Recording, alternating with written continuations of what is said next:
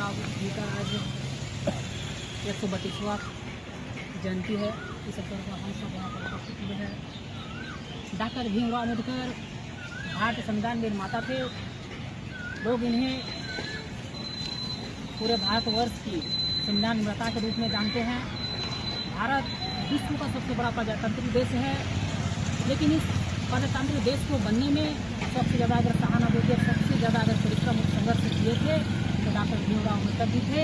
उन्होंने अपने 4 बच्चों को बलिदान कर दिए, उन्होंने अपने माँ बाप तक को बलिदान कर दिए, तब जाकर के इस मुकाम पर पहुँचे। डॉक्टर भीमराव अम्बेडकर अगर हम बात करें तो मान समान है देश का उत्थान का, देश का विकास का, क्योंकि इन्होंने हर समाज के लोगों के साथ जोड़ने का काम किए थे। इन्होंने जिस जगह से उठ करके विश्व का सबसे बड़ा प्रजातांत्रिक देश भारत का निर्माता बने, वो सौभाग्यशाली है जो हमारा भारतवर्ष के उत्थान के लिए, हमारे देश के विकास के लिए अपने सब कुछ बलिदान करते हैं। ये हमारे लिए गर्व की बात है। जब इन्होंने पहली बार देश के संविधान बनाने के लिए इनको जब मौका मिलता है तो इनके समय इनके पास न तो पहनने के लिए कपड़ा होता है, न रहने के लिए मकान होता है।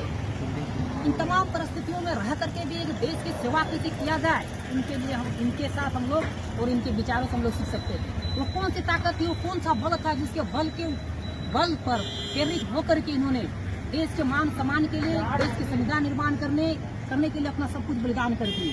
जब ये संविधान लिख रहे थे तो बोला जाता था कि इनको नींद न आए, इसलिए इन्होंने चेयर के चारों तरफ खूंटियां कील ठोक लिया करते थे और अपने सर को एक धागा से बांध लेते थे, और जब लिखते थे तो कहीं नींद ना जाए तब उनको चुभता था, तब फिर से उठ करके वो संविधान निर्माण करने लगते थे। इनको चिंता लगा हुआ था कि कहीं अगर उन्होंने संविधान निर्माण नहीं कर पाएंगे तो भारत के इतिहास में जो भारत प्रजातांत्रिक देश में सबसे विश्व का सबसे बड़ा प्रजातांत्रिक देश बोला जाता है वो नहीं बन पाता, क्योंकि उनके समय 32 डिग्रियां कोई आम मानव के लिए संभव नहीं था।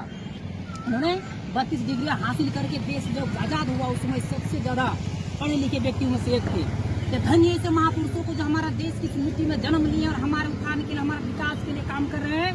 भारतीय जनता पार्टी आज इन्हीं की विचारधारा को मान करके देश के सम्मान के लिए विश्व के इतिहास में एक अलग पहचान बने इस विषय को लेकर के काम कर रहे हैं। अपनी वाणी को हम विराम देना चाहते हैं, लेकिन उससे पहले उनके चरणों में हमको नमन करते जय हिंद भारत माता के जय। डॉक्टर भीमराव अम्बेडकर।